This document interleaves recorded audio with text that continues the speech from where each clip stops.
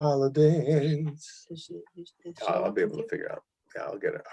Oh yeah, by the way, we're going live. We're probably live right I now. was gonna say, I think we're Am live. I singing? She did not give us a cue on that, Tony. but I Happy think we're live. holiday day.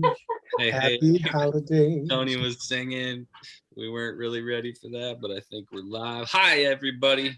Hello. I'll pull this up on my phone. Probably don't have anybody. Oh, there's a couple people on here already, man. Unless it's just us. One of those viewers is me. Hi, everybody. We are live. We'll give a minute here for people to start joining us. I'm sure thousands will come rolling in quickly, right, Tone? That's right. Thousands upon thousands. I'm gonna make sure I hold on can to see that. comments. Lest I forget that I put them here. You might get me a drink of water. Please. Thanks. Please. No, that's okay. Thank you, madam. Gonna put a little note in here. Hey, everybody, we want comments and questions tonight. Willie Winky. Austin Bigley is in here. What's up, Biggs? Hey, Austonian.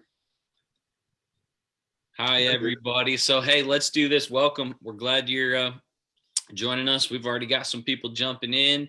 I'm Chris. If you don't know me, your friendly host for tonight. We've got Tony joining us to do some teaching. We've got Mrs. Alex Hickenbotham, who's running the techie stuff and also may just, appear and chime in a little bit here and there. And we have our awesome fact checker in the background, Sherry Pinjator. You probably won't see her face, but she's present. And always present, that woman. Oh, always. She's always watching. Never not there. What is that? Monsters Inc. with the what's that old lady's name in Monsters Inc. Yeah. Watching. Alrighty. Wazowski. So hey, let's do this for just a couple of minutes. You guys can kind of help us break the ice. We've got people starting to roll in.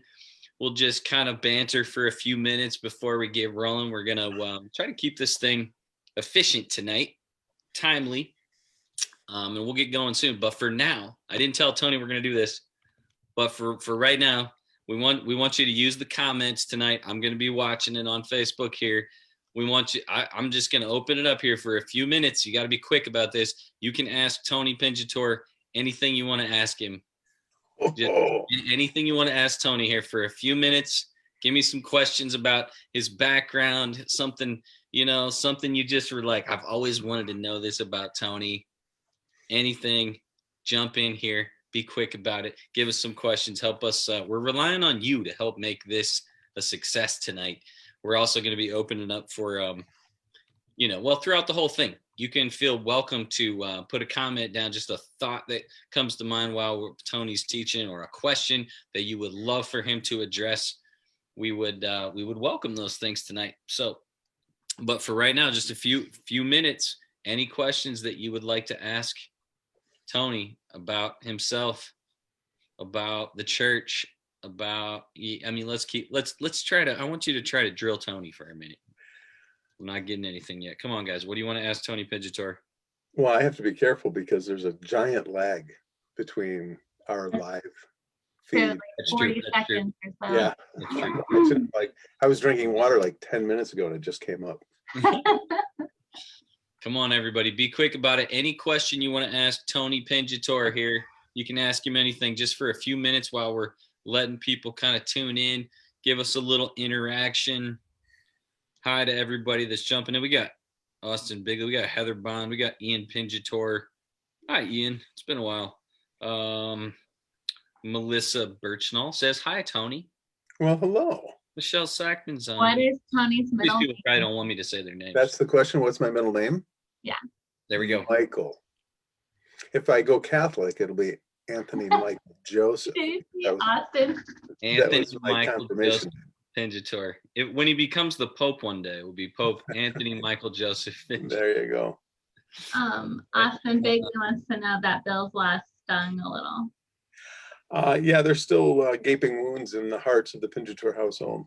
Oh, the Hail. They're calling it the Hail Murray. Did you hear that? Nice. First one in like 5 years. Any other questions about Tony? You can ask Tony anything for a few minutes here before we get going. Welcome, everybody. If you're just tuning in, what do you want to know about Tony? You and Corey Weberling are sharing a middle name. Same middle name. I've always had a shine for Corey. Any other questions? Come on, guys. I want you to try to drill Tony a little bit. What do you want to know about Tony Pinjator? Well, there's not a whole lot to know. Whoa. I don't know if that's necessary. Welcome, everybody. It's good to be with you. We've got the man, the myth, the legend, Tony tonight doing some teaching. We've got Mrs. Alex joining us and our fact checker, Sherry Pinjator, in the background. Thanks for joining our podcast this evening. Look at that. Look at that. Look at those beautiful people. You like that? Anybody else want to ask before we get going? I want to ask Sherry if she misses the stash. You want to ask Sherry that? Yeah. Honey, did you ask? Go ahead and ask again, Alice. Do you miss the stash? No. You don't miss the stash. No. Oh, I thought you said the stash. Oh, the mustache? Oh, you missed the mustache. So Austin Bigley said Christmas decorations before Thanksgiving. I'm assuming he's talking to Alex on that one.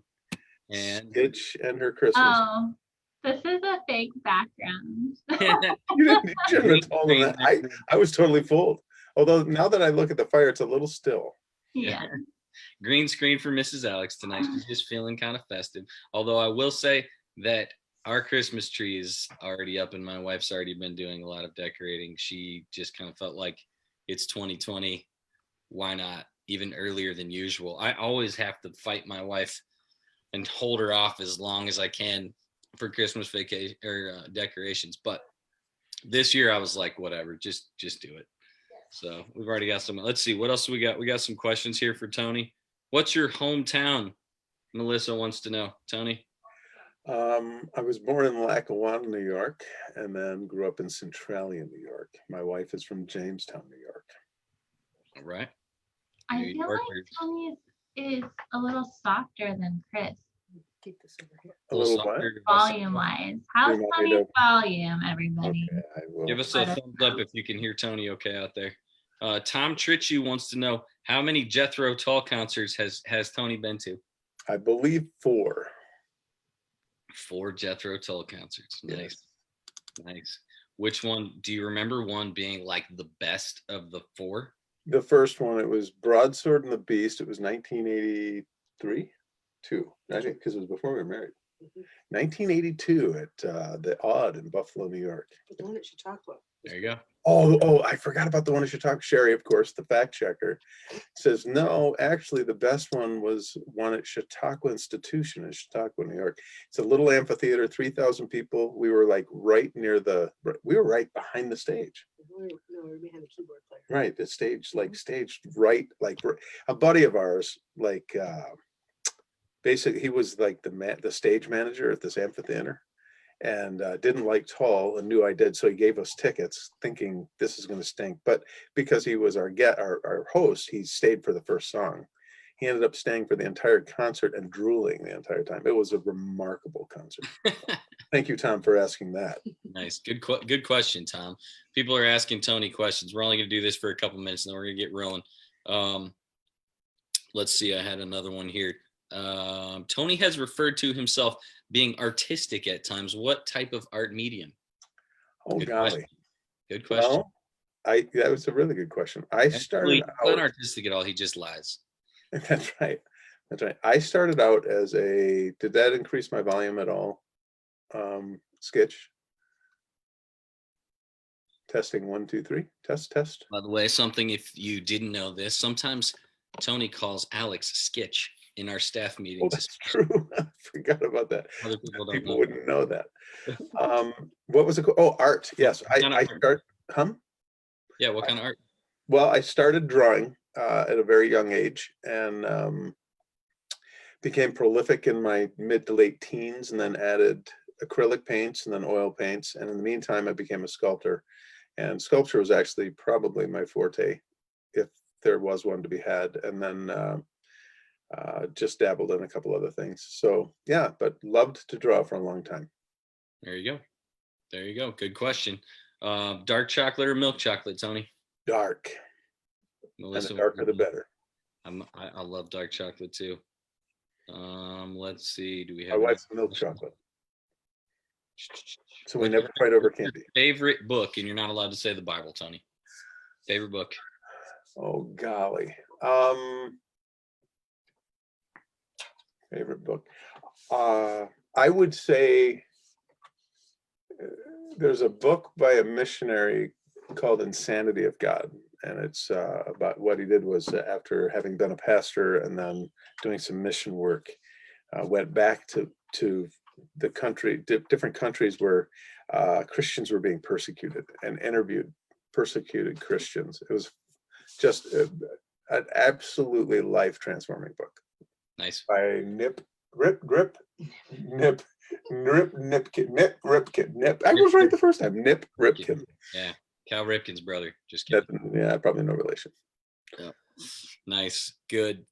Let's see. Do we have any other? Corey Weberling. How many Tonys does it take to get to the center of a Tootsie Pop? I knew it as soon as you said how. Corey, our middle names are the same. It takes one Tony to get about, I don't know, it takes, Tootsie Pop, I'll let those linger, especially cherry. Yeah, that's an all-day job right there. All right, cool. Hey, we're gonna get rolling here soon. Was there any tea or coffee, Tony? Coffee. Not until I was in my 50s though. My poor wife, longed for me to, like, Swedes drink more coffee per capita than any people group in the world. My wife happens to be Swedish. And I must have some Swede in me somewhere. dude, I mean, they live on coffee. Everything they do is around coffee. Cheers. And so when I was in my 50s, I'll plug a local group. Relax had a little drink called Gestapo. Extapa. Extapa. That was bad. And it's cream as dark roast coffee with cocoa and cream on the top and some cayenne pepper. That cayenne is good stuff. I make one of those every morning. Yep. Nice. Good questions. Thanks everybody for jumping in and helping us get rolling. We've got some people joining us. Thanks for joining us tonight. This was sort of impromptu. We kind of decided last week, hey, let's throw something out there. We had planned on doing a little marriage enrichment thing, a little like more into December. And then Mrs. Alex actually, in all of her wisdom, was like, right now it's a tough time. People are having a lot of kind of stressful conversations, making plans for holidays. And obviously there's a whole nother wrench thrown in with COVID, but generally, just trying to figure out, are we really going to go see our mother-in-law? Are we really this, that, all those fun, like family conversations and holidays, and it brings a little extra stress. So we just thought, hey, let's see if we can help our marriages a little bit. Ours, really, it was us. We were kind of like at staff meeting last week, kind of doing some group therapy together.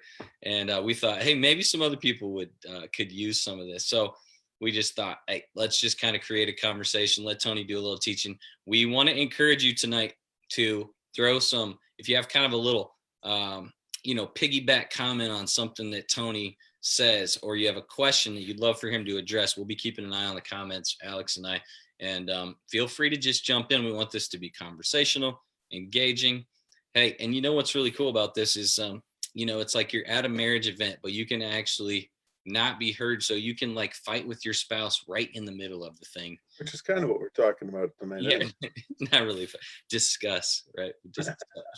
So, hey, we're going to get going and let kind of Tony tee this thing up. In fact, how about I say a quick prayer for us, and then we'll get rolling. Again, comments and questions throughout the whole thing. We welcome that. So let me say a quick prayer for us.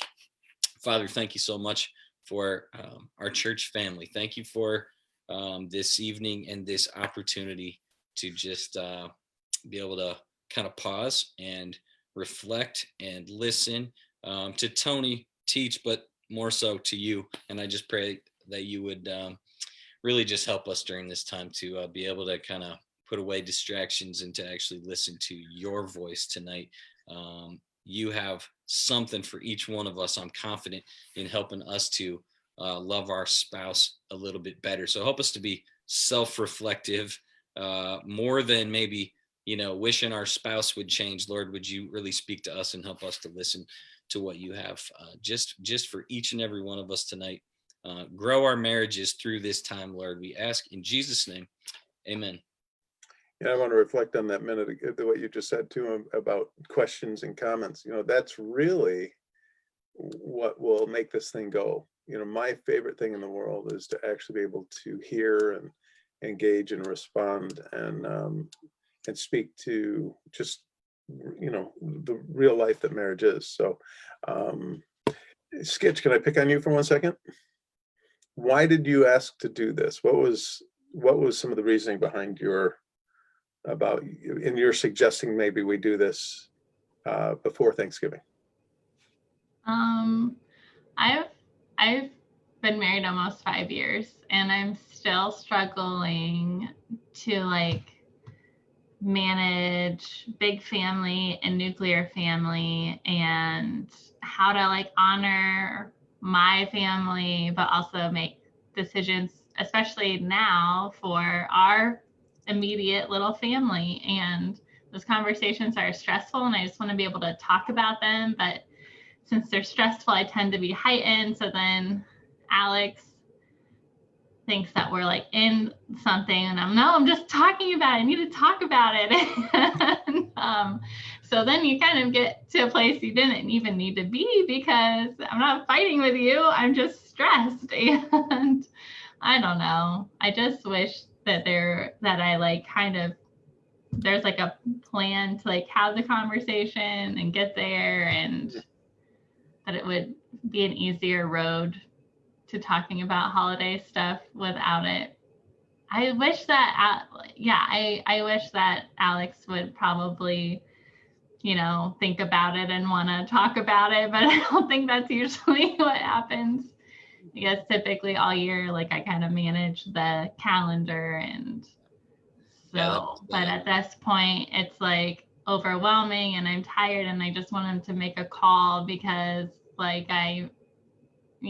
so it's all those things, and man, I just wish that there was that you should talk about this and this and this, and this is what questions you should ask, and that's kind of what I was thinking.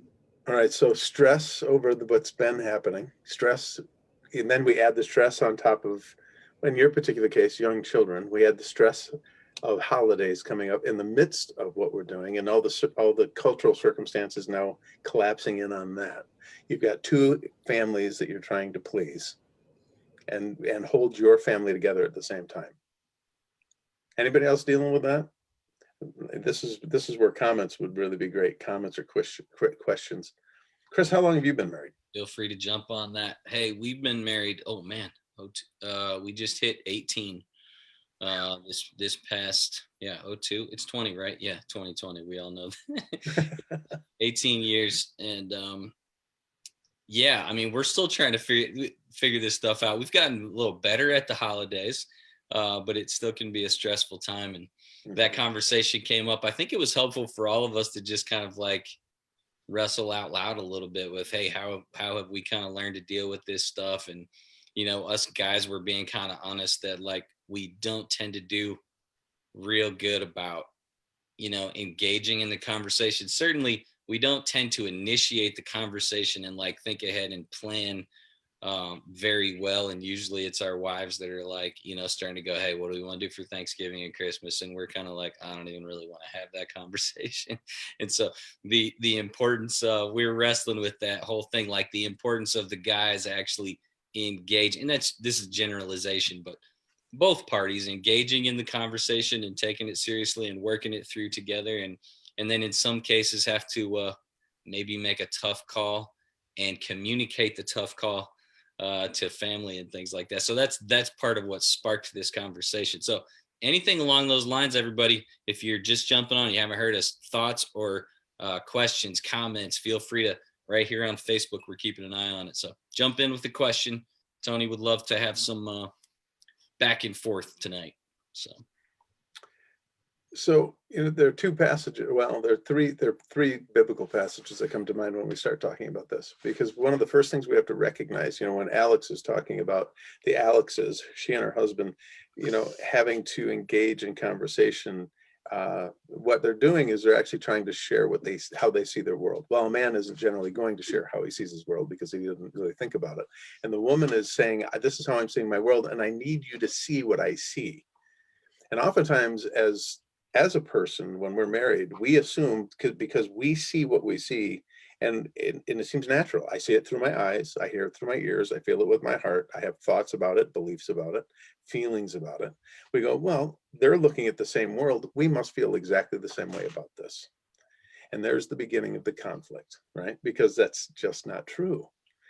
Men and women do not see the worlds the same way, and they don't respond to the worlds in the same way. And so what's happening is, as women who have a tendency to have their hearts out front and all their antenna up, and they're feeling everything about the environment and everything that's coming up, and they're looking on the horizon, they're looking in the periphery, they're thinking about everybody who's going to be involved. The guy's just thinking, are we going to have turkey?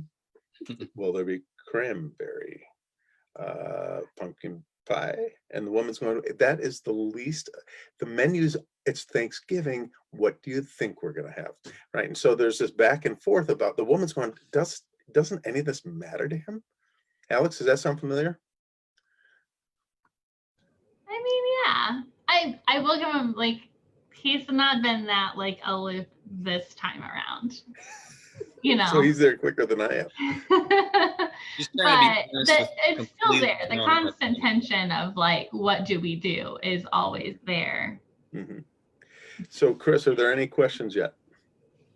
Not seeing any along those lines just yet. Nope. Okay, right. So what I want to do is I want to go to Genesis, and I'm not going to actually read from the, although I suppose I could read from the text because it would take me 1 second to get up here. But it's part of the creation story, and it's something I refer to all the time. And the reason I refer to it as much as I do is because it's fundamental to who we are. We think that, again, especially when we're young, we assume that everyone sees the world the way I do. And so they're going to interpret it the way they do and feel about it the way they do, and especially our spouses, because we're so interconnected. And it seems like a fundamental truth. And so what's interesting is this: if I go to Genesis 2:15, it says the Lord took the man and put him in the garden, right? So he took the man, put him in the Garden of Eden to work it and take care of it. So man was created to work and to take care of that which God placed him. So I can imagine how focused he is on what it is he's learning, because God's having to teach him how to take care of the garden. And he's walking through it, and he's working with God, and he's got this really perfect partnership with God. He's got no really conflict in his life, which is pretty crazy, right? So it says the Lord took the man, put him in the garden to work it, and the Lord God commanded the man, listen, you can eat from any tree in the garden. Now tell a man that he can eat anything in a garden, he's pretty content. So I have great work, a great partner to work with. This is a beautiful place. I can eat anything I want. It's all tasty. What else do I need, right? So you're free to eat any tree from the garden, but you must not eat the tree from the fruit from the tree and the tree of knowledge of good and evil. For when you eat of it, you'll certainly die. What's funny about that is Adam didn't seem to have even an issue with that. The man never said, okay. He didn't say, really, does it have to be that way? Or why not? Why? Because a guy's focused on what he's supposed to do. That's what guys do, focus. Then it says the Lord God, verse 18 says this, the Lord God said, it is not good for man to be alone. I will make a helper suitable for him.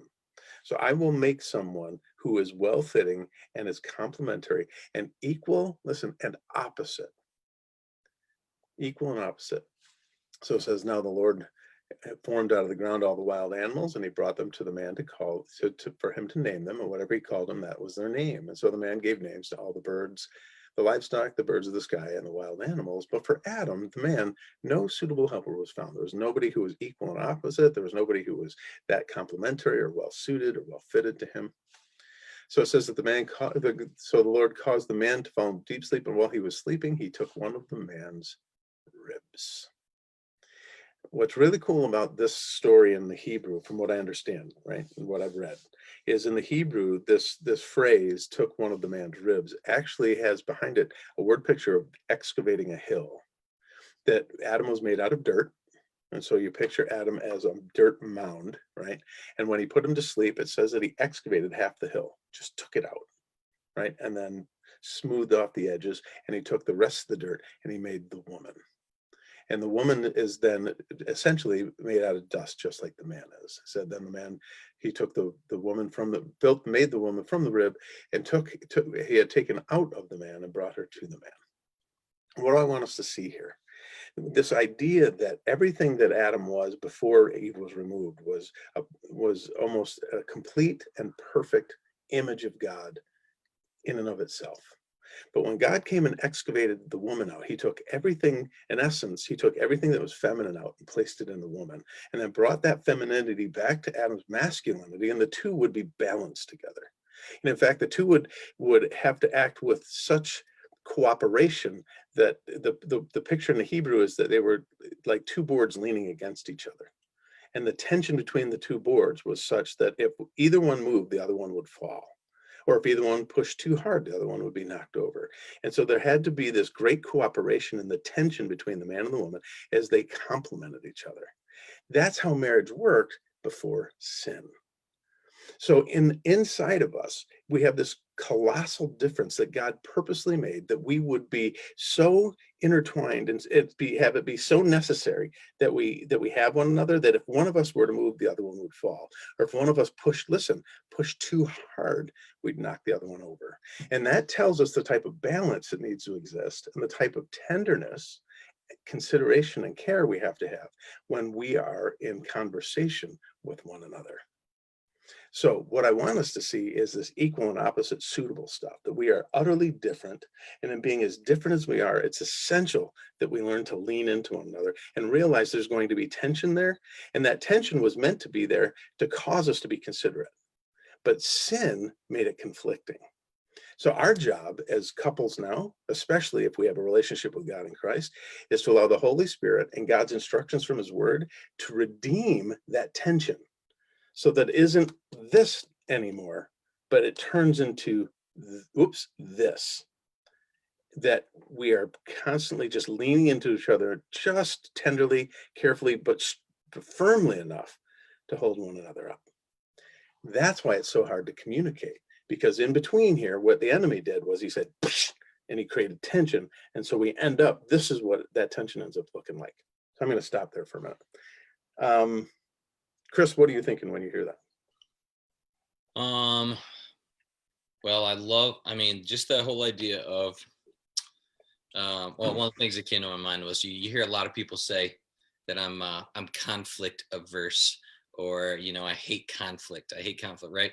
And we're seeing a lot of conflict right now. We've talked, you and I, Tony, have talked about this. Certainly as a staff, we've talked about it. And I'm sure you've talked about this and even in marriage before, about just like the idea that actually the idea of healthy conflict, the fact that we actually need conflict in our life. And so that view of rather than just like all conflict is bad, and my goal in life is to avoid conflict as much as possible, doesn't really work, right? It actually, it's a wrong perspective, I would say. Does that make sense? Yeah. Yep. In fact, we can't grow without tension. Right. Well, we will never get beyond whatever it is that's causing the friction between us if we don't enter into the tension and convert the conflict into complement, or what is tense into the appropriate tension. Alex, when you hear this, what are you thinking? I'm just listening. I like there is some pressure to keep us both, because we're both kind of grinding on each other and whittling some things off, like hard edges. I think that's something that God brings together so that we can, grow some, but also the whole don't push the other person totally over, because Right. there's a little give, but then there could also be a lot of damage, and how much work it takes to then get that person from being knocked over back up, I think is a really long journey. It falls quick, but let me interject there for a minute. How quickly can one of the partners lose trust in the other one where that place of tension exists, the other one keeps just running over the top of them and pushing them over and pushing them over and pushing them over. eventually you stop. It's what, it's kind of what Chris was saying. You become conflict averse. You don't want to, you don't like tension. You don't like having to work through the conflict. And so you begin to give it, because you become what? A pushover. Not because you were weak, but because you just kept getting run over. And it's the same when somebody keeps trying to escape and it leaves the other one dangling and falling down. You begin to lack trust. And so it's that incredible balance.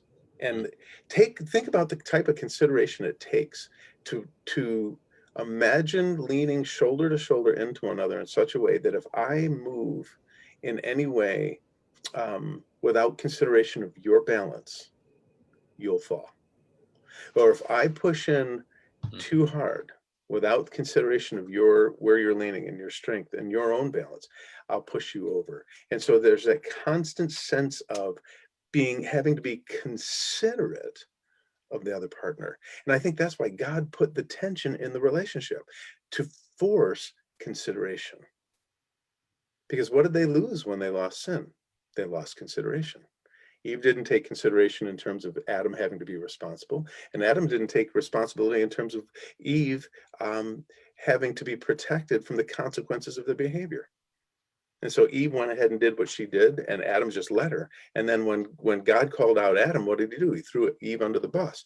And so what that created for all of us is this fear of that conflict in between us, that we don't trust the other one will be there for us, or we're afraid the other one's going to run over the top of us.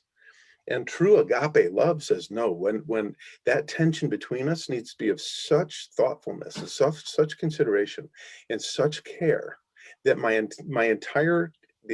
almost the entire tenor of my relationship with you is in consideration of your balance, our balance together, how we fit and hold and support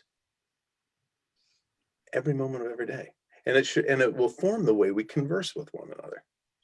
But then we need to know how each other is wired and why it's so difficult. Do we have any questions yet, Chris? I was just gonna say, I think that's a beautiful picture of, like, that idea of kind of leaning into each other, and realize a couple things came to my mind. One, that there's going to be times in life where one of us is feeling a little bit weak, struggling a little bit, and so that the other one needs to maybe lean in a little bit more or hold up a little bit more. And I think about, our architecture, buildings use tension all the time to actually create strength, right? In buildings, like actually, being able to resist the kind of weather and different things going on.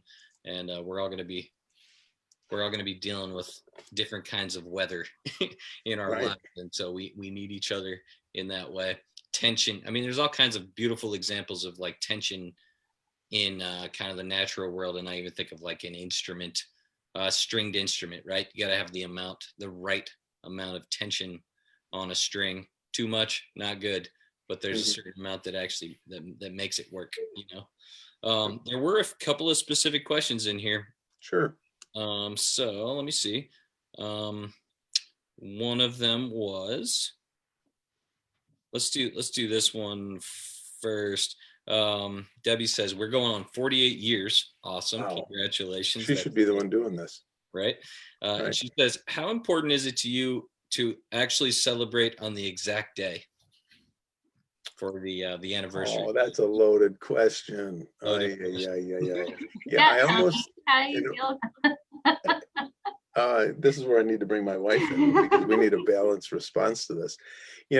Obviously, there are moments, and I will get to this, but when I'm working with a couple, for instance, one of the things that I want to take into consideration is hearing both of the partners, right? And so I appreciate the question, and I don't know who's on what side, right? So because it's usually one really doesn't care all that much whether it's that day, and the other one is like very sentimental, and this is very important to them, right?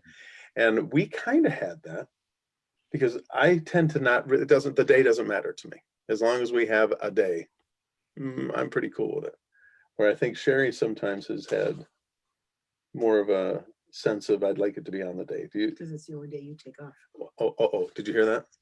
No. No, I get in trouble, she says, because it's the only day I take off is the day. And so she's like, we have to have the day, right? Right. Yeah. So for workaholics, we get in trouble anyway.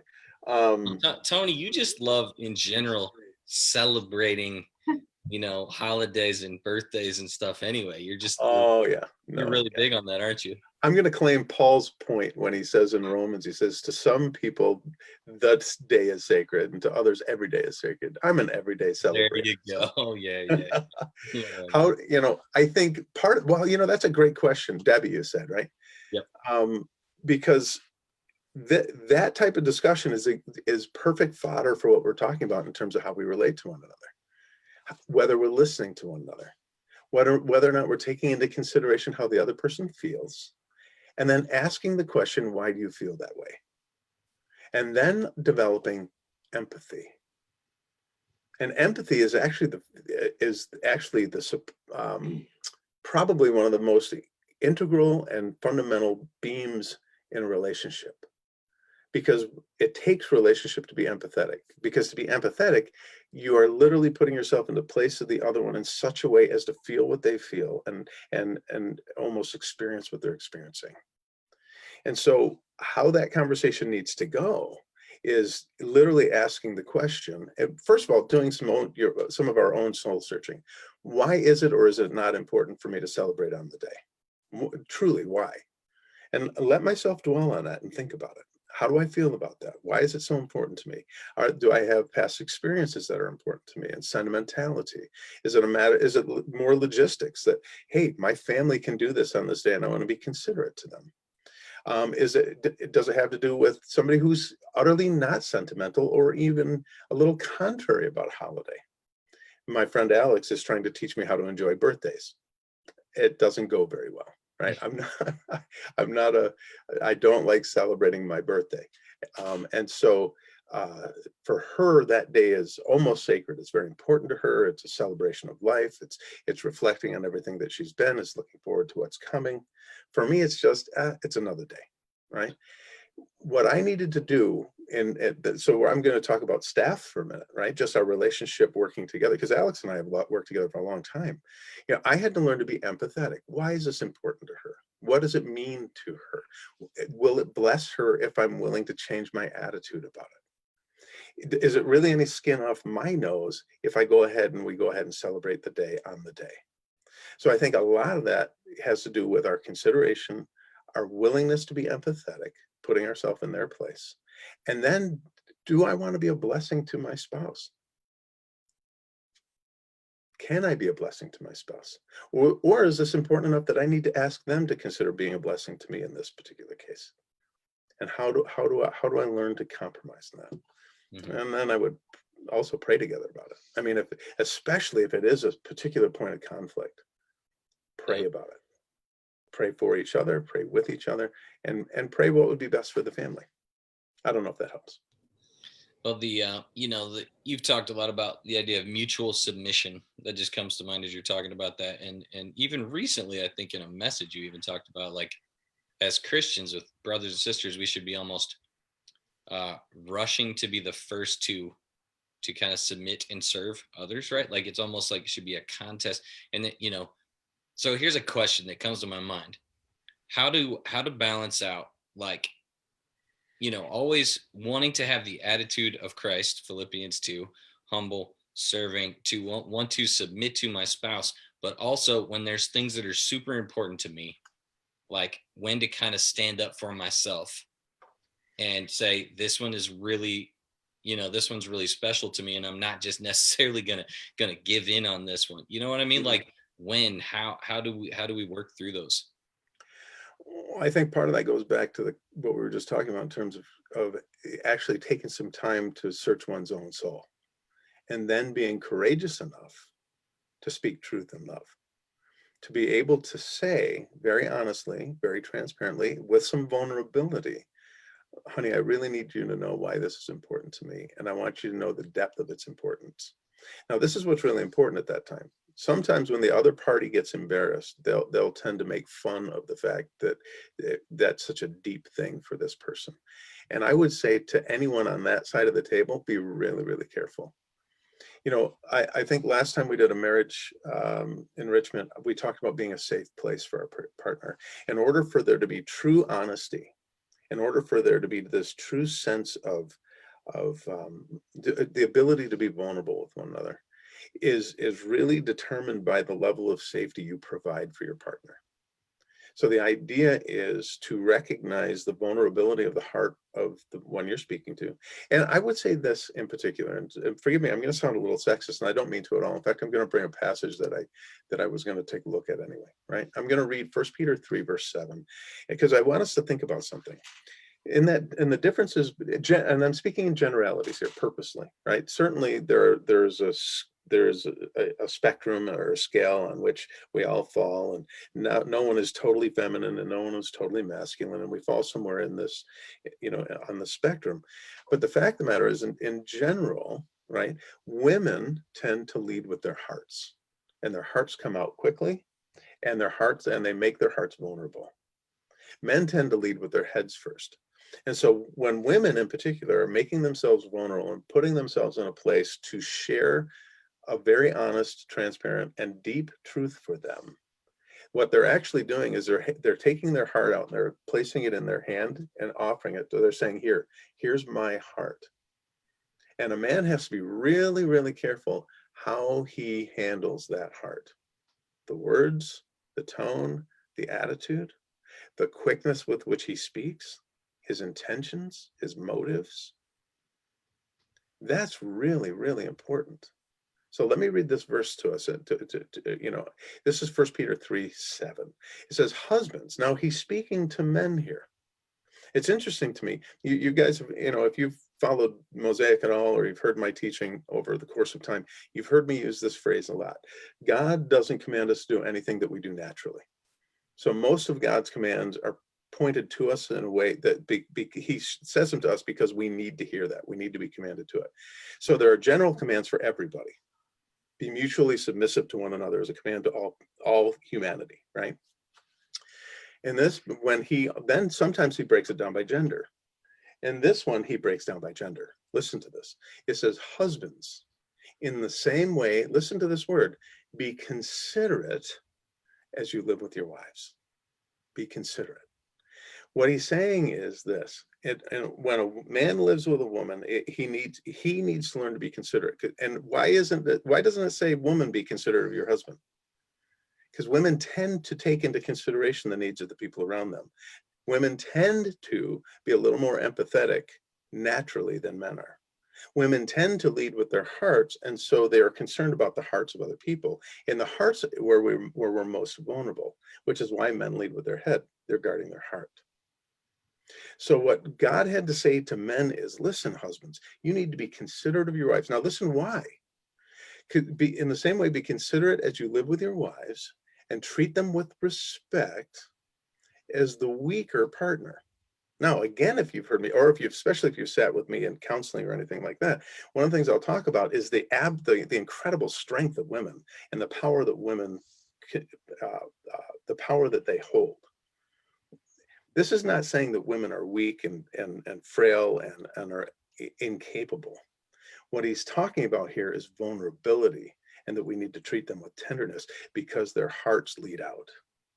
And so the consideration we're speaking of in this particular case is the man learning to, because the first thought we're going to have is reason or justification or joke about it. That's how men tend to. And what we have to be really careful about is when a woman senses a moment where she needs to present her heart to the husband, she needs to know that she's going to be taken care of, that her heart is going to be treated tenderly, that he's going to respond with consideration, which means, if we go to James, it means being slow to speak, quick to listen, slow to speak, slow to be angry, slow to have a solution.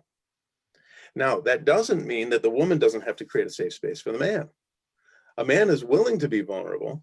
They're willing to bring their heart forward if they know and trust that the woman is going to handle what it is they're bringing with respect. And so there's the balance. And what was the question? Well, this actually, I'm pretty sure was, should we celebrate our anniversary on the day? right. Right. But Yeah. then What? Chris asked another question. Oh, yeah. I just kind of asked, well, yeah, I mean, I think you kind of went in a different direction anyway, which Sorry is, about that. no, you're fine. And actually, I felt like this part of our conversation as a staff the other day, at least for me, was the most impactful. I'd love for you to even get, maybe you've already teed it up really well, maybe even a little bit more specific. You talked about the idea that, I'll put it in my context. My wife comes to me with something she's either anxious or scared or upset about. And my first response is either calm down or let me tell you how you should think about this or deal with this, or, I want to fix this thing.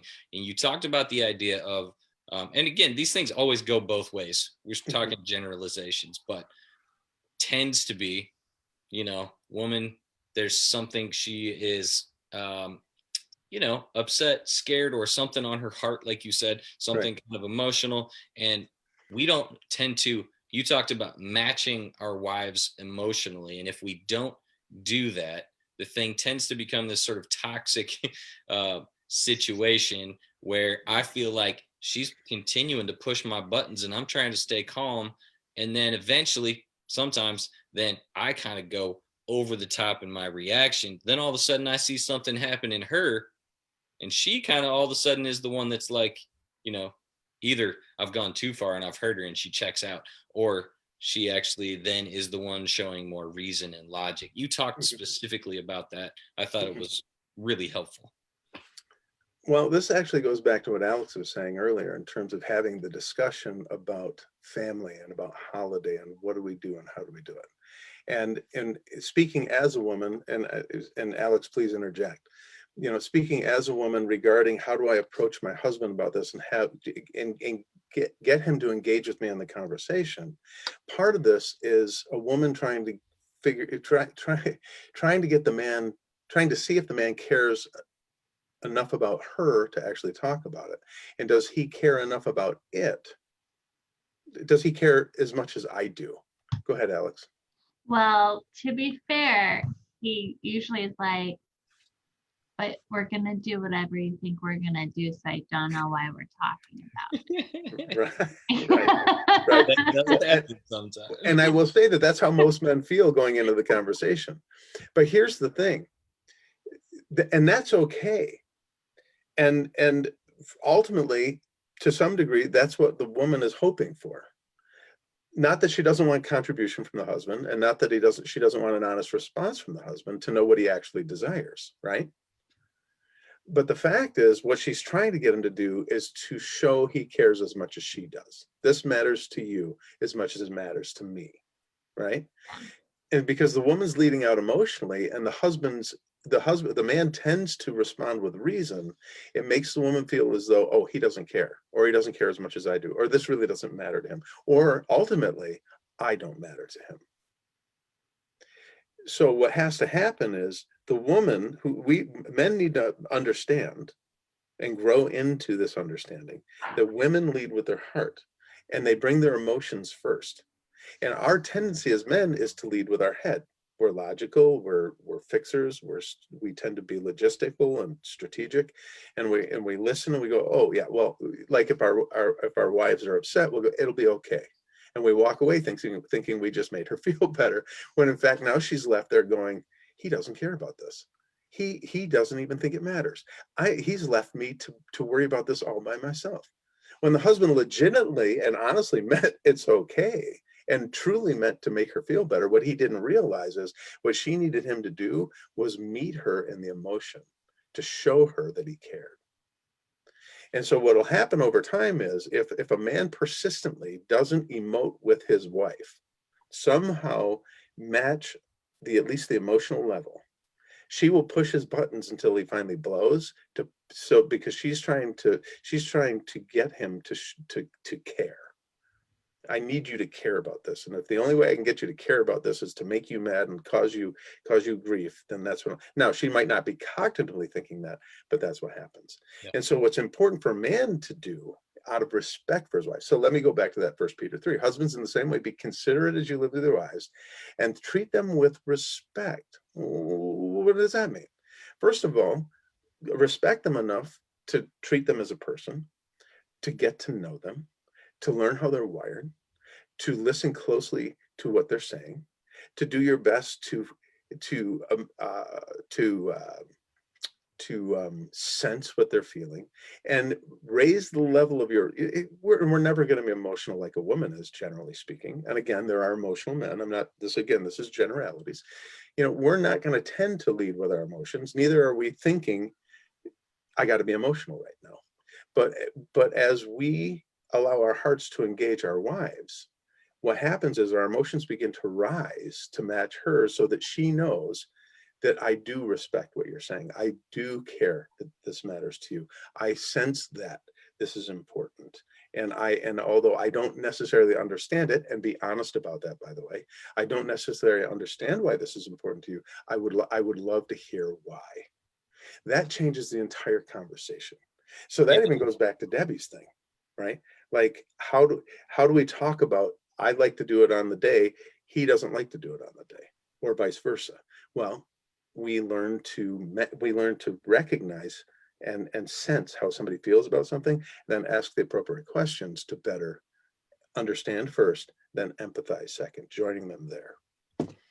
Yeah, practically speaking there, I just think, because my question when that came up the other day is like, what's it look like besides anger? And frankly, this goes humans in general, not just men. We tend to maybe just like our go-to emotion is anger. Like that's Right. what we do, so it's like, how do I kind of match her or meet her emotionally? And I think what you just said right there practically is huge. And man or woman, or either direction, me just being willing to stop doing whatever I want to do long enough, actually show her that I care enough about what she's saying to ask a couple of more questions, to ask the why question, the how, just, okay, hey, I'm actually willing to sit down with you and talk about this, and let's try to work it through. It might even get a little bit heated here and there Right. in the conversation, but that shows we care, that we're going to keep doing, right? And so let's go all the way back to Genesis. That's the tension we're talking about. Mm-hmm. And that's actually where life is produced, and love is expressed, and consideration is felt. Right. There's going to be a little of that conflict. We're all going to get triggered at times because we're human, and that is okay. Right. As long as we continue to try to get there with our spouse, to what's underneath, and to not give up. The other thing that just hit me real quick was that as we go through marriage, I said I'm 18 years in and we're still trying to figure this thing out. We do it better at times, and then we also still have kind of bad seasons where it feels like we revert right back to the same stuff, from a long time ago. But being willing to, I think a lot of couples, because these conversations, whatever the conversations might be, whether it's holidays or other things that are super important, because they've been hard, we stop trying to do them. And we kind of give up. And I would just say, like, you have to keep fighting. You have to keep working. You have to, like, it is something that you're only going to get there, like, over time, because you've actually been willing to sometimes fight about it, and continue to work at how that conversation actually looks. Am I willing to actually, like, ask the questions and genuinely listen to the other person? You know what I mean? And I think it's important. So you have to develop the discipline and permit the fruit of the spirit, called self-control, in that context, right? Yeah. And so over time, you learn the discipline of listening. You learn the discipline. The men have to learn the discipline of emoting. Women have to learn the discipline of being able to express her feelings in a way that begins to provoke the heart of the man, right? Now, how a man keeps a woman from, generally speaking, again, how a man can keep a husband can keep their wife from feeling as though they have to just go in with all 4 feet, is to be very careful. You don't put her in a position where she feels like every time she's trying to explain something to you, she's having to basically throw the kitchen sink at you because you have for whatever reason done this, right? So men have to recognize the need to stand firm, to listen closely, and then to hold their own emotions in check, because you're right, there are times when we're going to some degree fight this out, right? But what's really important is the man doesn't go over the top, that they recognize the need to exercise self-control, the discipline of recognizing those feelings, what's triggered when it begins to rise, and then here's a great tool.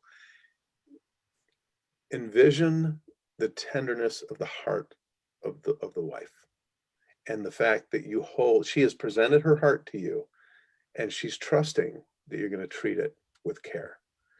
When we envision it that way, it changes, it begins to soften our approach, and it causes us to take, again, there's that tension, the consideration of how do I treat, what tone do I use? What words do I use here? Maybe I don't use any words for the moment.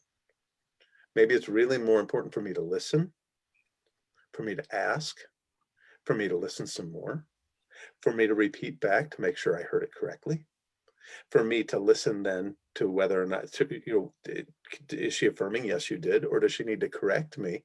No, you didn't. And am I willing to hear the correction?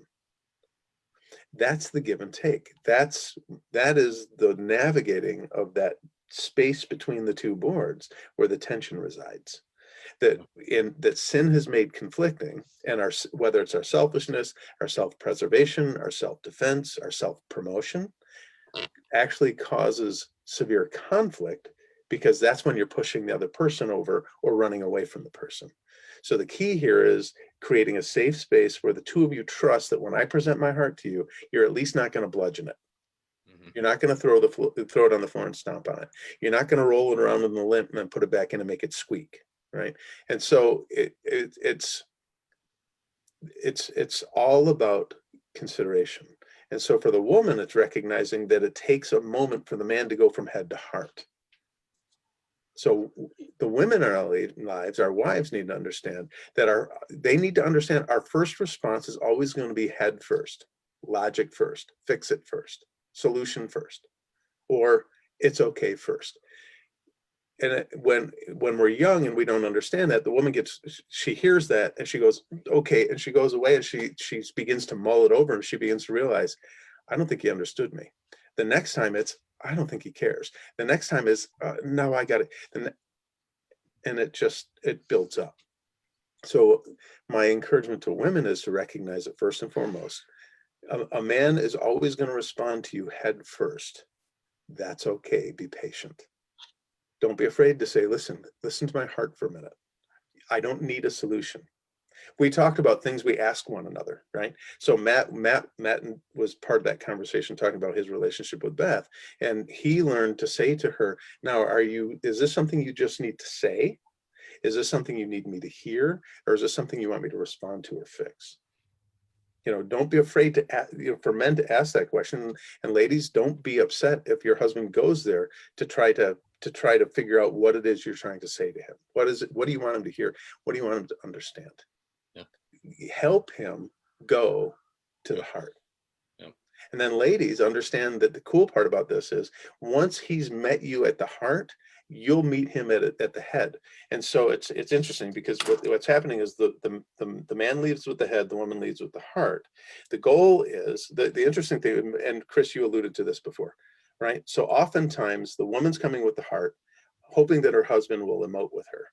He just has this kind of logical or passive or stoic response, and she doesn't feel like she's heard or cared for. Or this doesn't matter to him. And so she'll provoke until what?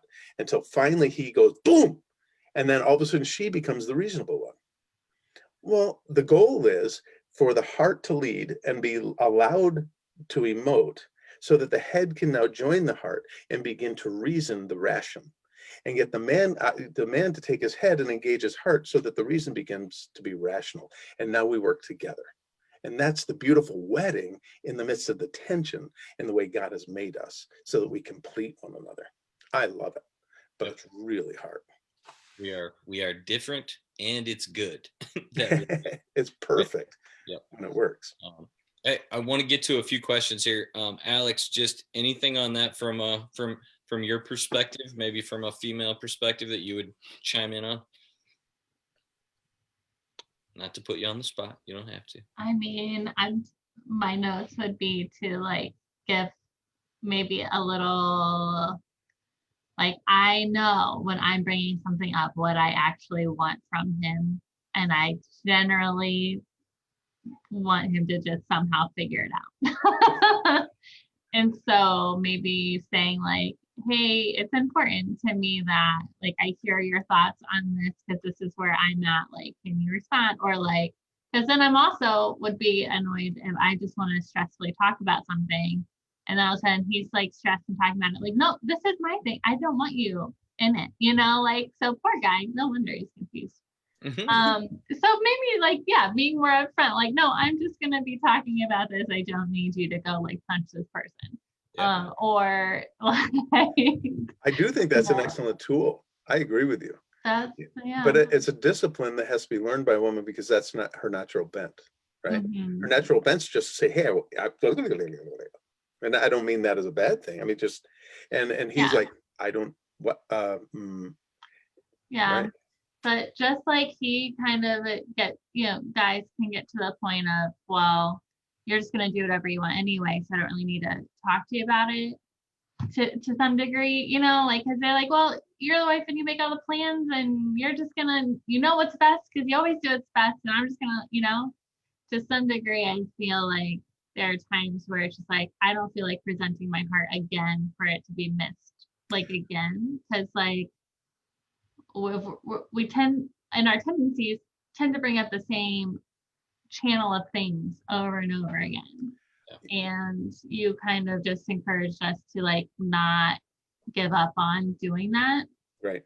And So- so Go ahead. that is probably my second takeaway. Help him get on the same page with me also, in that don't give up on Right. doing the hard kind of conversations. I think part of that is the art of learning how to love to do things together. And learning, for a man, it's a division of labor, right? For a woman, it's why this is important to me. And for a woman to let go of some of the labor is sometimes really hard because she knows exactly how she wants it. She knows exactly what she wants. She knows how she wants it. And frankly, the guy's going to mess it up if I let him do this, right? And so part of it is the art of learning together to learn to love to work together, to do things together. And then because that, for a man, that gives him purpose in the midst of it. So it might only be the conversation that you do together, and then the woman, you know, the wife or the one who won that, you know, that arrangement, goes about and does the thing and does it the way she wants to do it, and that's perfectly fine. But getting him to recognize that the conversation in and of itself and winning his heart to what you want, to where your heart is, really means something to you and it matters to you, and this is a together thing. I think, and that's an art form, and that's learned over time, but that's why you can't give up. The minute you give up is the minute you will be disappointed, and you'll begin to silo your relationship. And so giving up in these contexts is really never an option if you really want a healthy marriage. You know, so I don't know if Debbie's still listening. She said she was married, what, 48 years, 47 years? Yep. It'd be interesting to hear her take on this. But I know for me and Sherry, we'll be married 37 years in December. And just in many areas of our life, we're really just coming into that, the art of cooperation, the loving to do things together, the me joining her in the thing she wants to do, or her joining me in the thing I want to do, to the degree we would like or need, and then me be okay if she doesn't, and her being okay if I don't, because we both, what matters to them, to her, it has mattered more and more to me over 37 years. And what matters to me has mattered more and more to her over 37 years. And now we almost, our arguments now tend to be more, well, no, we should do your thing. No, we should do your thing. No, you want this. No, you want this. So our arguments have actually flipped over from this is what I want and this is what I want to, oh no, I want you to have what you want. So I don't know if that makes sense. Makes sense. And I think sometimes, especially earlier on, we need to just remember that this is we all have a lot of journey to go personally and as a couple. Like it actually is a long journey, and we tend to be so frustrated because it's almost this expectation like 5 years in for the Alexes, we should already have this figured out. No, like Right. it's going to take a long time. Hey, let's take a few minutes to try to answer briefly some of these questions. There are a handful of them here. This one's kind of a big one, but maybe you can just kind of hit on this. Corinne said, advice on moving during the holidays and just in general. So moving situation here, especially when there is family tension. She said, I asked a couple questions and she clarified a little bit and said, moving to a home my father built, my family home, he has died. I'm very sorry to hear that, Corinne. In our same town, family tensions with my only brother. Okay, so there's moving during the holidays. Moving's always stressful anyway. Throw in during the holiday season, plus some family tension going on. That's a big one. Any thoughts come to mind, Tony? I go back to, again, I'm only hearing, when we're only hearing part of the question, just one element, one person in the entire dynamic, it's hard to respond. But there are a couple general principles I would say. First, guard your own relationship with your spouse, right? Guard your marriage, which means sit down and kind of discuss what's most important during this time for the two of you. How important is it that we celebrate the holiday the way we'd like to? How do we need to schedule to guard that? Are there things with the family we're going to need to do? How do we prepare for that? If for whatever reason the tension in the extended family begins to leak into our relationship, where's the escape hatch? Where are we going to go? How are we going to guard one another and each other in that? Moving is always high. It's one of the most stressful things. I like when they put the stress scale together, one of the highest stress levels there is moving. And so you're already under the weight of that and the exhaustion that comes with it. And so you're gonna have to be very careful about your margins. You're gonna have almost no margins right now. Your energy is going to be razor thin. Your temper is probably going to be thin. All those things are going to be really difficult to hold on to. And so you really need to create some boundaries around the relationship and around what's important to the two of you, to be sure that you're not allowing other people's tension or, for lack of a better word, interference in what it is you need to accomplish. The other thing is you're going to have to ask your family to be very considerate of the fact that you might not be as available as they would like you to be, and to be very honest with them about that, and then hold your ground. There are certain things you need to do for your immediate family right now that may end up causing other people to have to sacrifice what they would have liked, and you need to be okay with saying to them, listen, this is something we have to accomplish right now. We need to guard this time. Yeah. I don't know if that speaks to it. That's good. Yeah, I think, and one of the things that comes to my mind that I know we've had, seasons like this, you have to kind of remind yourself that this is only 1 year, kind of zoom out. This is just 1 year. These holidays aren't gonna look like what we would want. And we got to remind our families that, look, it is what it is this year. You're not going to get as much of us. We would love to do more, but this year might be kind of a wash around the holidays. But guess what? Next year we'll be back around. You used a great term there, Zoom. Really step back and give it some perspective, and really realize that one, there's you only have so much to give, right? You only have so much time, so much energy, and then two, this is not the rest of your life. Just and have a sense of humor. That's the other thing. Laugh with and at each other. Have a sense of humor. Allow yourself to giggle. Yep. There's a couple of comments on here that kind of gear towards holidays and deal with extended family, parents, kids, kind of thing that I think are worth sharing. Stephanie says, after 26 years of marriage, we have 4 children living, and 3 oldest girls are married. 19 grandchildren, awesome. Wow. 3 great I grandchildren. thought I was doing well. Son still lives at home. Yeah, that's a lot of family. So gets harder to figure out holidays, right? Right. And we've all had these situations where, you know, both of our parents want us to be with them on Christmas Day. We can't be everywhere. So she says, we've learned over the years that we must let go and let the children blend with their new families as they grow in their marriages. We as parents want so much for our children to share as much of their holidays with us, but we also needed to resolve to the fact that we raised them to be the persons they are. We love that we have all of our children close by all year round, so to spend holidays with them is an extra special treat. However, we must also remember that they now have extended families that also need the same attention. We may not get to have them over every year for both major holiday occasions, but we have over the years celebrated at different times, giving the opportunity for our children and their families to spend an entire weekend with us or just a few hours, depending on when Christmas falls.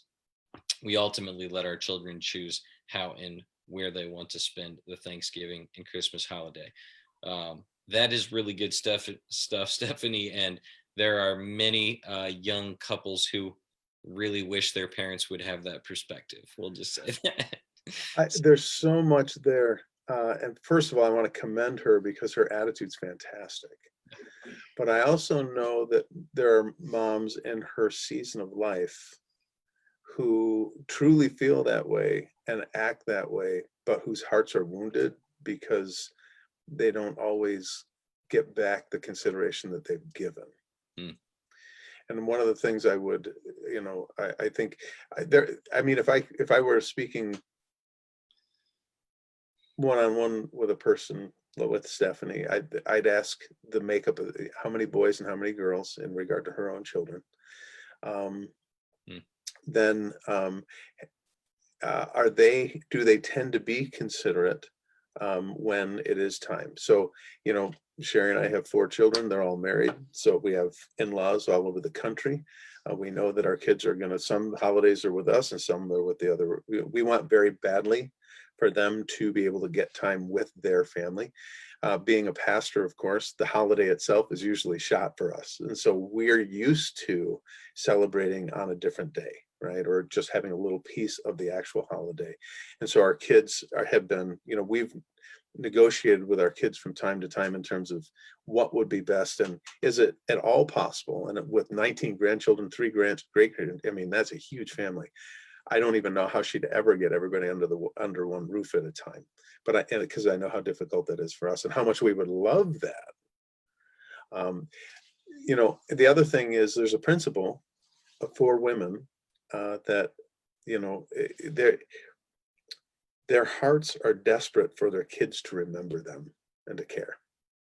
So this last week, for instance, Sherry and I, what we'll do is, we're from New York. It's about a 3.5-hour drive. We'll take a day, literally drive to 3.5 hours, have lunch with her family, spend a couple hours there, drive over to my parents, which is about a half an hour away, have dinner with them, and then come home that same night. And we just did this last Friday. Both our moms had tears in their eyes, so appreciative that we would just drive the 3 hours, spend 2 hours with them just on a whim. And they both gushed the whole time about how important that was to them. Wow. I think we as children need to understand, especially for our moms, how desperately they want and need their children's affirmation and care and consideration. And I would say that's the thing for Stephanie that if I'm, what I would say to her husband is be really considerate, be protective of her heart, be considerate of her need, recognize and support her with the kids to try to help her both negotiate and solidify times with the children. And he needs, I'm assuming he's probably it sounds like he's flexible too, and because she's, it will sound that way. I'm not assuming, but I don't know if that's helpful at all. But I think she's doing, it sounds like she's got to be, but her kids also, if she is hurt, she needs to help let her husband know that. And the two of them figure out how to communicate that with the children without using guilt or control. Yeah. Like, how do I express to my children my love, my care, and that, if possible, could I have a little more? And there are times that the conversation's hard, where a child has to say, well, Mom, I'm giving you what I can. Whether I have a large family, or I'm driving a distance, or I have other family that I have to be a part of. So Mom, please, I'm trying to be considerate, but this is what I've got. And so that there's going to be some give and take. I don't know if that. Yeah. fit, The other just real quick thing that hits me, we tend to, people struggle with this kind of a thing a lot. Like, we really want our tradition on this particular day, or there ends up being conflict. Right. What's amazing so often, this applies in any relationship, often when I'm willing to, kind of adjust or give in on something, it looks like in this family, what's happened is, like, been willing to, like, hey, we'll move it to another day, another time, whatever. And what ends up happening is then you're going to, on the other side of that, is going to be all kinds of beautiful things that you wouldn't have had if you continue to hold on. This is just this one thing that I want. Sure. So you've been able to have all kinds of these other special times, right. because that safe place continues, and then you make adjustments, and you're like, hey, because we couldn't be together now, hey, let's do something over here, different time of year, different place, whatever it might be. Good things end up coming on the other side of the times when we're willing to kind of let something die or give in on something. Right. And I would speak to you, I want to speak to the husband on this too. It's really important at this point for the husband to be really attentive to the wife's heart, and recognize whether or not her willingness to be considerate and to be self-deprecating is actually being taken advantage of. Yeah. So paying attention to the children, right, as to whether or not they're not recognizing the consideration that Mom is having, and the flexibility she's offering, and the adaptability, and that the husband would recognize that, protect the wife's heart, and even have conversation with the kids to say, your mom works really hard to be considerate. She works really hard to be flexible and adaptable. And there are times when I feel like maybe she's being taken advantage of. And I'm not trying to guilt you. I'm just trying to share with you that Mom may need a little bit extra loving. Yeah. So My dad used to do that some with us. He'd give us a call and be like, guys, your mom needs this one, or something like that. Let us, or just remind us, like, maybe as husbands, we need to know that. We need to be that considerate. That, again, it goes back to that passage in 1 Peter. Be considerate of your wives. Treat her with respect. Treat her tenderly. Yeah. Recognize her vulnerability. Good.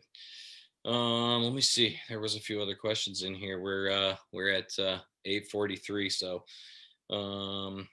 thank you for your patience, guys, if you're hanging around still. And if you need to sign off and watch back the rest later at another time or something, that's the beauty of doing these on live. They'll be there for you. Let's see, where was it? I assume we're doing Q&A. Will you talk about when the dynamic shifts away from typical American household, wife becomes the breadwinner, dad becomes stay-at-home dad? How can we best guard our hearts through the transition and new lifestyle for the household? So rather than kind of the typical American household, wife becomes breadwinner, dad becomes stay-at-home dad. Right. I think a lot of that has to do, I don't know if I think a lot of it has to do with recognizing still the importance of respect and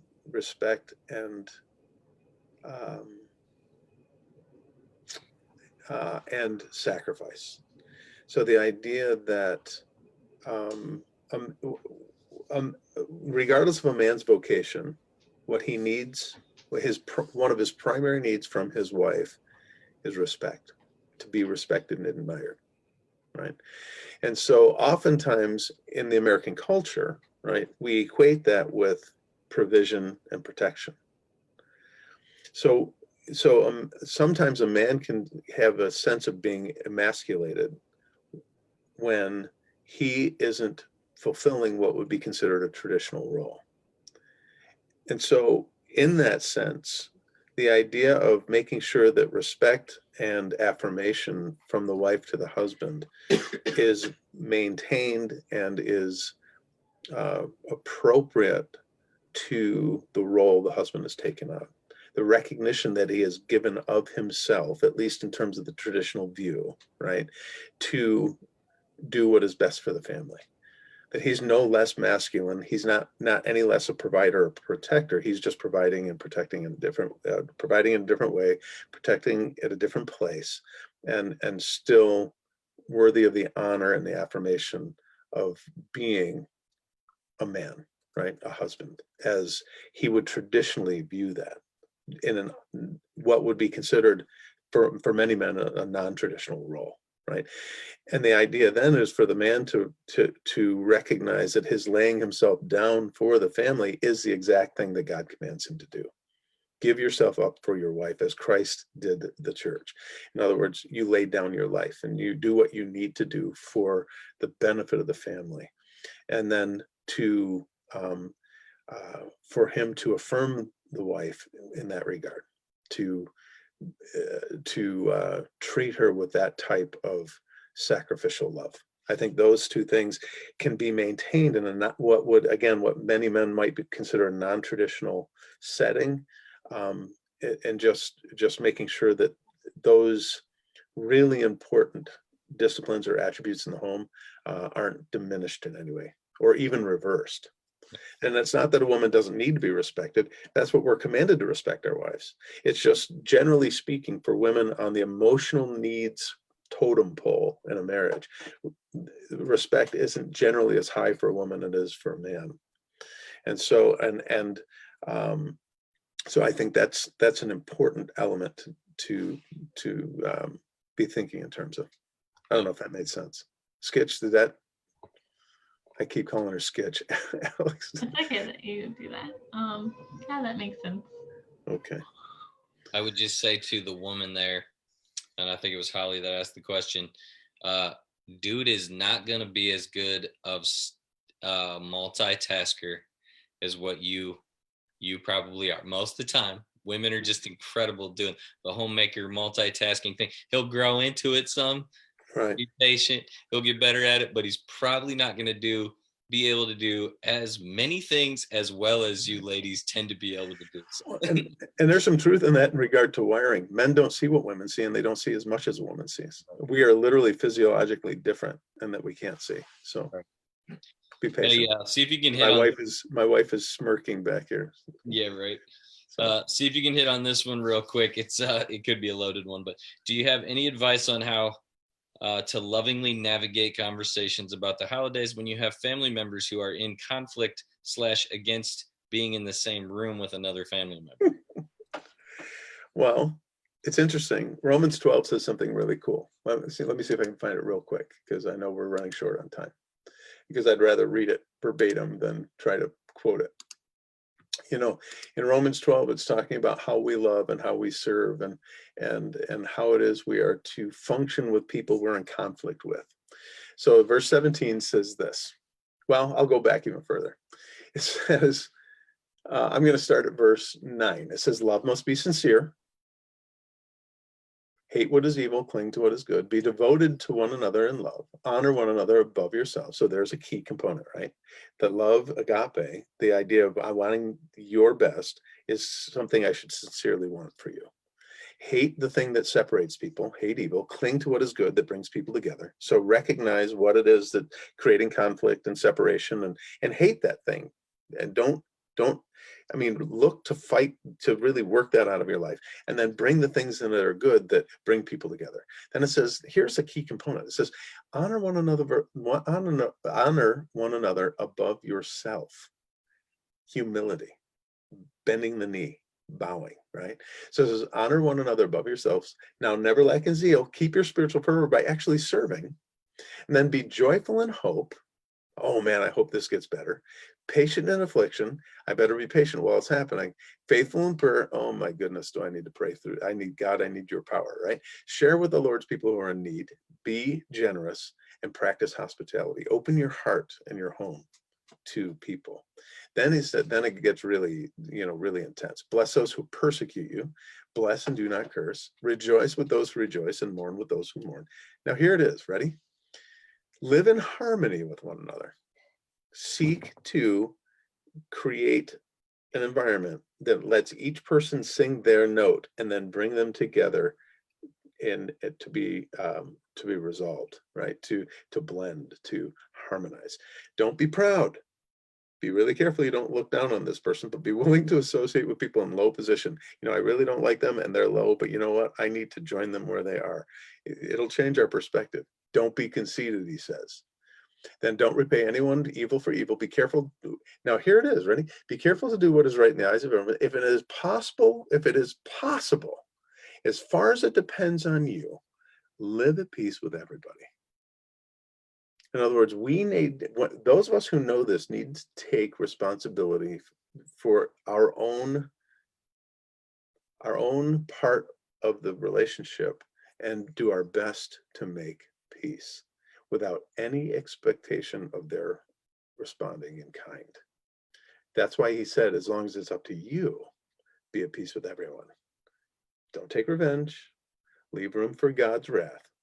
He says, I'll take care of this. This is what I want you to do. If your enemy is hungry, feed them. Go get a plate of food for them.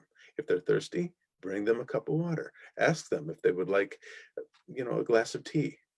In doing this, you will actually convict them and help them recognize their need to change.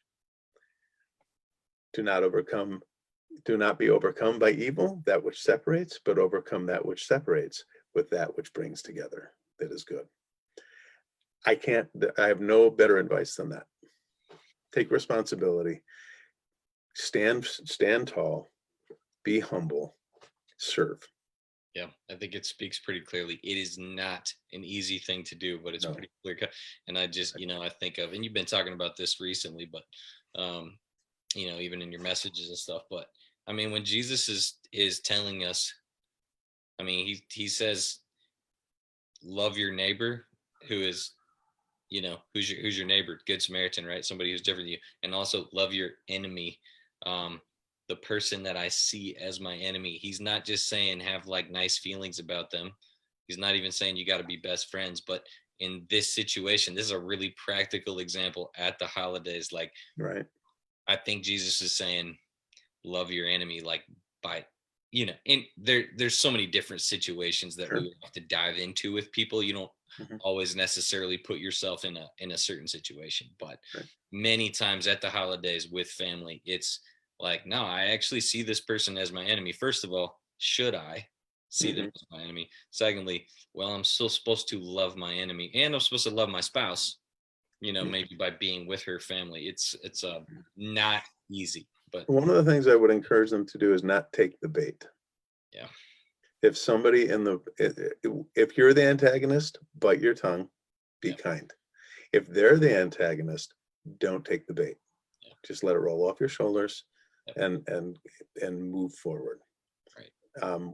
I have my own stuff that I have to practice those very things with, so I get it.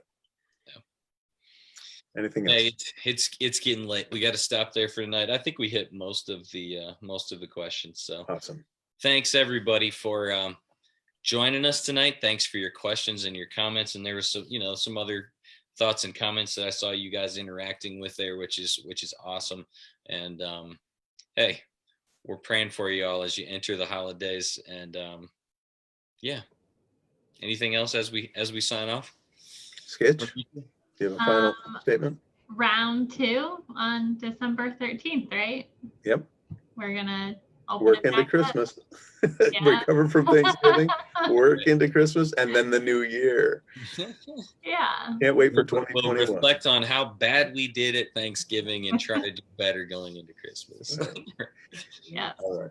Well, thanks everybody. We're gonna sign off and hope to see you around at church or on Facebook or whatever sometime soon. Blessings. Take care. Bye.